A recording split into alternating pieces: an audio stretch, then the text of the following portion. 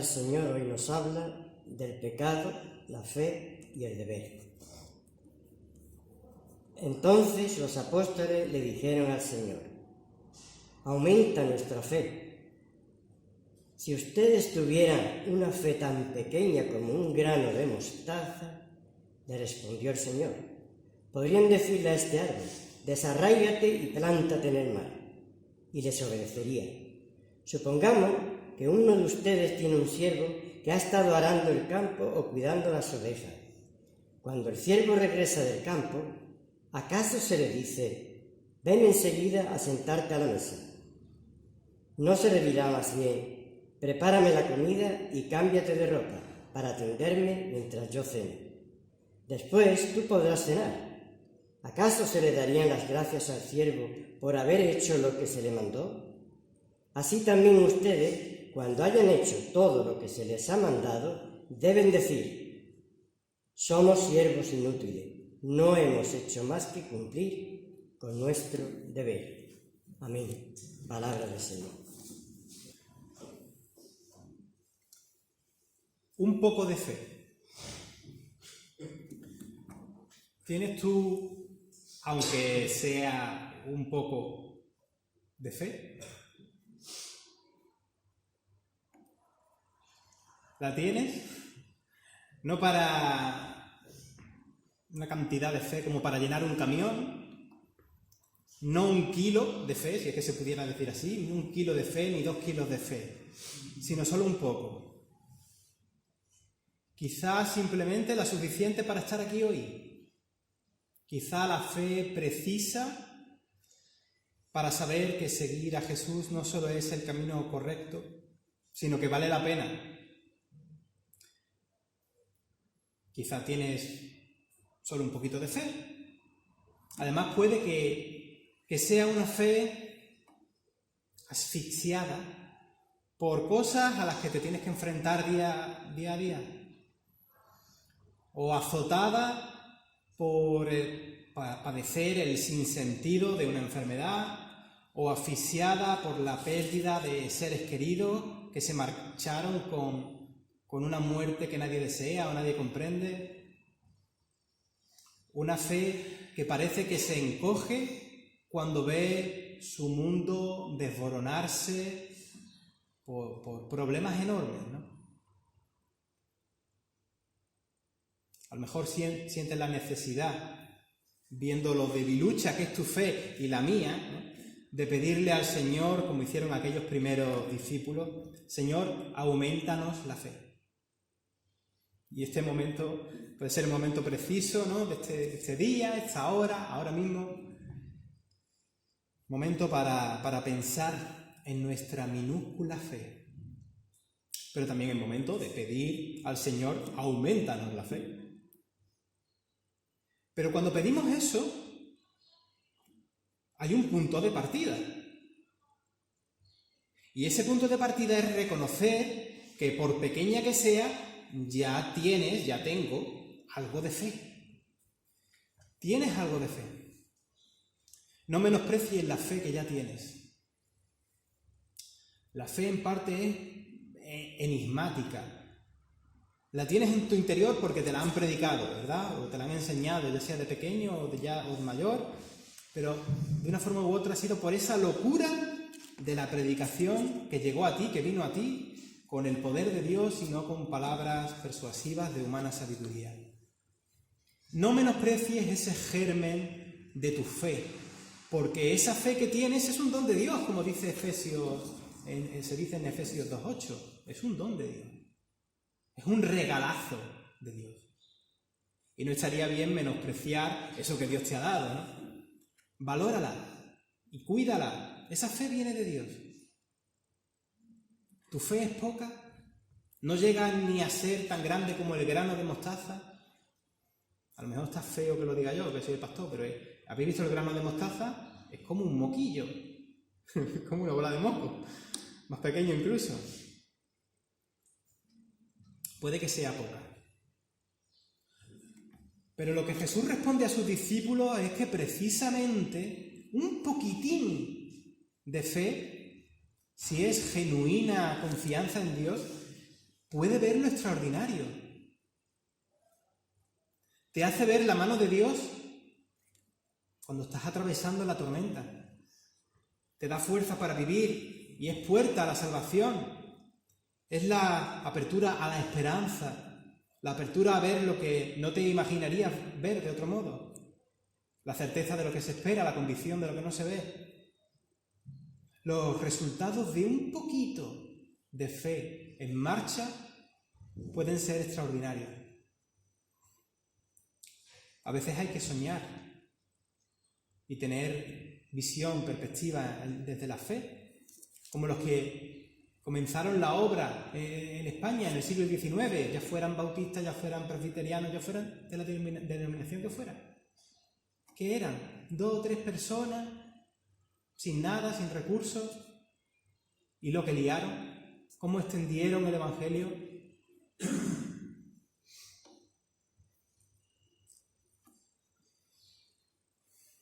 Si tienes solo un hilo pequeño, un hilo fino de fe, y además estás pasando por tormentas y dificultades, agárrate, lo hemos dicho alguna vez que otra vez, agárrate a ese hilo de tu fe, porque ese hilo te lo ha dado el Señor y no se te va a partir.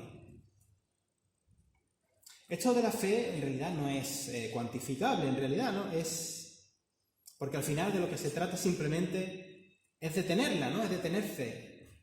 Mira que con una fe minúscula, tanto como el grano de mostaza, que es, ya te digo, que es insignificante, se pueden mover montañas, o como hemos leído, como lo del árbol que arranca sus raíces y se desplaza, ¿no? Sobre esto tengo algo que comentar, porque hay creyentes, y ya con cierta edad, que piensan que esto de alcanzar el grado de fe de la semilla de mostaza, ¿no? Es como alcanzar un nivel para mover realmente pesos pesados a capricho, o para utilizar estas figuras que hemos leído, ¿no? Para que realmente un árbol se desarraigue y se vaya moviendo andando o algo así, ¿no? A modo de que superhéroe que puede cambiar las cosas a propia voluntad, ¿no? Y es un entendimiento que plantea desde una perspectiva bastante pueril y egocéntrica, como si la fe fuera realmente para alterar los elementos de la naturaleza a capricho propio. Como, ¿sabéis quién es Magneto? De los X-Men, que mueve las cosas metálicas. No va por ahí la cosa, ¿eh? Jesús ya dijo incluso que eso de alterar los elementos naturales, eso de convertir, por ejemplo, piedras en pan, eso no es objeto de nuestra fe, ni es el programa del reinado de Dios entre nosotros. La fe no es para convertir piedras en pan, ni en dinero, ni para tentar a Dios, ni para convertirte a ti mismo en una superheroína o en un superhéroe de película. Porque ni Jesús mismo quiso ser visto así. No quiso en su ministerio terrenal. Tu fe puede ser débil o parecerla. Puede venir acompañada de dudas, que como hemos dicho muchas veces, y decía el teólogo alemán Paul Tillich, la duda no es lo contrario de la fe, es una parte de la fe. No me voy a enrollar mucho con esa cuestión porque la hemos hablado muchas veces sobre eso que se dice, si la duda es pecado, tal. Puede que en tu caminar diario y desde tu pequeña fe sucumbas a tentaciones, y puede que a veces la incredulidad trate por momento de devorar la fe que tienes. Pero por pequeña que sea, tu fe es un don del cielo, como hemos dicho. Un don para la vida, para vivir a Cristo, para dejar que Él viva en ti, ¿no? Ya no vivo yo, vive Cristo en mí. Es para vivir capitaneados por el Espíritu de Dios del cual somos templo. Es para vivir sabiendo que somos hijas e hijos de Dios, el Creador de lo que vemos y de lo que no vemos, nuestro Padre, nuestro Abba. Es una fe para transmitir, para contagiar a otras personas la esperanza y la confianza en Dios, y para que abran los ojos, para que abramos los ojos, para ver a Dios en nuestros prójimos, en los detalles del día a día, en medio de las dificultades, y para que Cristo sea glorificado en nuestras vidas.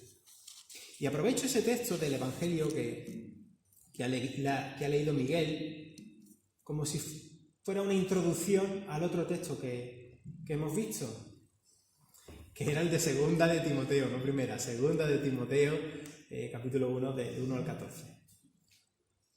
Y en esta segunda carta a Timoteo, tras dar gracias a Dios, se le recuerda en el versículo 5 de este primer capítulo, dice, esa fe no fingida que hay en ti. Otras versiones dicen, esa fe sincera, no fingida, sincera. Y tú tienes fe, por pequeña que sea. Y en esa fe tienes que ser honesta o honesto con Dios, contigo mismo, contigo misma, y con los demás. Y cuando digo con los demás me refiero tanto a las personas de la congregación, otras personas hermanas en la fe, como a personas que no creen y con las que tú te relacionas. Qué hermosa, hermosísima y auténtica es una fe no fingida. Basta que sea auténtica, no que sea mucha, que sea verdadera, genuina. De verdad, qué hermosa, Pero por el contrario, no sé si me daréis la razón en esto, pero qué insoportable y rarita. Llega a ser una persona que tú sabes que finge, que está exagerando su fe, maquillándola para parecer más potente de lo que es. Una fe fingida y deshonesta. Personas que simulan ser, como decía antes, ¿no?, superhéroes o superheroínas de la fe, espiritualoides. Pero el primer problema que tienen, a la primera desilusión, esa fe, supuesta fe, desaparece. Y ya no vuelves a ver a esa persona. Nunca hubo nada, todo era fachada y a veces con legalismo. Seamos transparentes y auténticos, auténticas, tanto en nuestra relación con Dios como con nuestras hermanas y hermanos, y además con tus vecinos, con tus amigos, sean creyentes o no lo sean. Las personas no creyentes lo que necesitan es que vean una fe auténtica en ti, aunque sea poquita, pero verdadera. No que disfracen las cosas. Contémonos entre nosotros nuestros problemas, nuestras dudas, nuestras necesidades de oración, para que nos acompañemos mutuamente, porque somos comunidad de fe. Siendo portavoces de Cristo, como somos, nos podemos pastorear entre todos nosotros, porque Cristo, nuestro buen pastor, está en el centro. No vaya de superheroína o superhéroe fingiendo tener una fe poco realista, que en realidad no sirve para la vida, porque estás haciendo como el que va levitando por las nubes y poniéndote una careta con tus hermanos y hermanas que no eres tú. ¿De qué te sirve ser falso? ¿No? La persona que finge, que se disfraza, que maquilla su fe, no crece en la fe, porque si ha cerrado la puerta a esa posibilidad de crecer. Qué feas son las máscaras de falsos santurrones y cómo te puedes estropear la vida a ti mismo y estropeársela a otras personas. Yo no quiero que en esta comunidad seamos personas que se la dan de santurrona y que esconden su verdadero yo para simular ser más santas o ser superhéroes de la fe.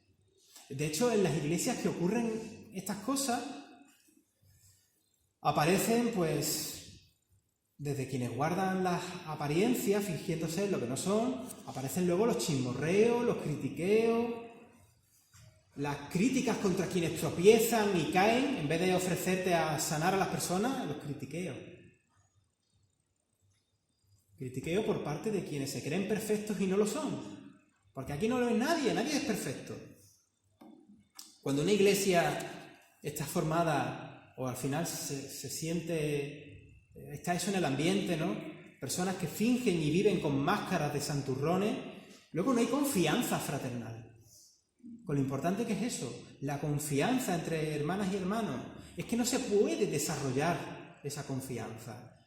Nadie es capaz luego de compartir sus fragilidades con otros, ni sus dolores, con tranquilidad de que no te vayas a sentir juzgado ni condenado.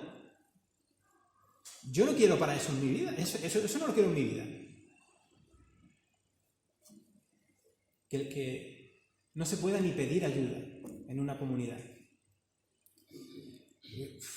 Yo le tengo cierto cariño, hace tiempo que no tengo contacto con él, pero conozco un muchacho cuarentón de mi edad, cristiano competente, casado con una cristiana también comprometida, y en su vida habían pasado por varias iglesias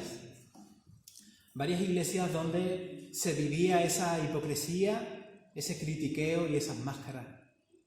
Y cuando tuvieron hijos, después de haber experimentado tantas veces ese ambiente, le escuché decir, honestamente, yo no quiero que mis hijos se críen en este ambiente. Y le tengo que dar la razón. Yo tampoco querría. ¡Qué vergüenza! Cuando la iglesia no es iglesia. Y actualmente, pues, después de haber conocido ese veneno en varias iglesias, pues ya ni siquiera se ha ocupado ni de buscar otra iglesia más. Después de la tercera, cuarta, ¿ya qué va a hacer? Y lo comprendo. Ojalá pudieran encontrar una comunidad, una iglesia cristiana realmente sanadora. Y lo que también veo interesante para aplicar de este texto de 2 de Timoteo es el versículo 6. Dice que avives el fuego del don de Dios que se te ha dado. A Timoteo era un ministerio dado por imposición de mano, pero si no es tu caso, de igual manera tú estás en la misma comisión que él, sea en la función que sea en la que Dios te ha puesto. Por supuesto, aprovecho ya con un llamamiento para que nos involucremos todos en el servicio, ¿no? Que pongas tus dones también a disposición de la marcha de la iglesia. Ya aprovecho, ¿no? Que el Señor, como dice ese texto, ¿no? Avive nuestro fuego, nuestra fe, nuestro don, como algunas veces cantamos, ¿no? Avívanos, Señor. Avívanos, Señor. Y mira, lo digo de nuevo, esa pequeña fe que puedas tener no es poca cosa. No la menosprecies. No se te ha dado espíritu de cobardía, como dice el versículo 7, sino de poder, de amor y de dominio propio. Tienes orientación y capacidades para la vida y la misión. Y como aparece en el versículo 12, sabes, con esa fe, sabes en quién has creído. Sabes en quién has creído. Y tienes seguridad de que Dios te va a guardar para el día del Señor, ¿no? Y esto es vivir en paz, sin angustia existencial, ¿no? Quiero ir abreviando, pero también es interesante, al margen de los antiguos debates de la teología del siglo XX, que decían si la revelación de Dios era proposicional, es decir, una revelación de contenidos, algo que tienes que aprender doctrinalmente, o si la revelación es simplemente un darse a conocer de Dios hacia el ser humano. Y hoy en día ya no existe ese debate, hoy en día se sabe que son las dos cosas, ¿no? Dios se ha dado a conocer, claro, pero en ese darse a conocer, pues también revela su voluntad, hay una enseñanza. A veces la palabra doctrina suena como... Y después, incluso de haber tenido algunas experiencias eclesiales, la palabra doctrina puede sonar como adoctrinamiento o algo así, pero doctrina es simplemente enseñanza. Hay una enseñanza de lo que viene de Dios. Y la sana doctrina, esa expresión algunas veces tan viciada, que parece que se han apoderado de esta expresión grupos que en vez de ser algo que realmente es una sana doctrina, que sana, lo han viciado el término en otra cosa. Pero la sana doctrina bien entendida es una enseñanza de lo que Dios ha dado a conocer de sí mismo, que trae sanidad para nuestra vida. Y sanación, sanidad o salud en el Nuevo Testamento son, en realidad, es la misma palabra para hablar de salvación. Fíjate qué ligado está el término, ¿no? La salvación con la sanidad. Retén las sanas palabras, según le dice a Timoteo, que te enseñaron.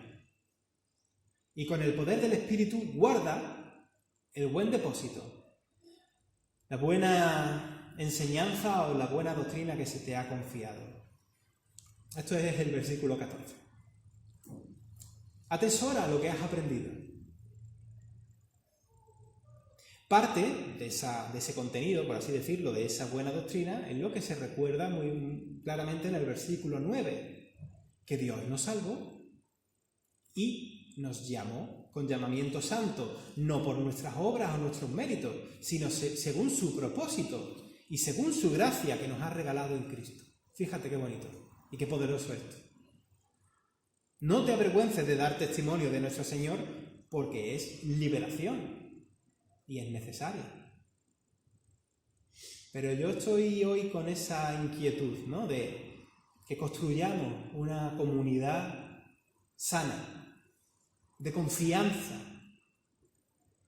donde la fe no se finge, no hace falta que finjas tu fe, donde creamos entre todos, pues, una fraternidad, una armonía, como también hemos cantado, ¿no? En el Espíritu del Señor, y donde podemos crecer y aumentar esa fe sin caer en simulacros, ni máscaras, ni mucho menos critiqueos o chismes, que de verdad que no tienen lugar en la comunidad. Como creyente yo, ¿no? Que se alimenta de la palabra de Dios, yo necesito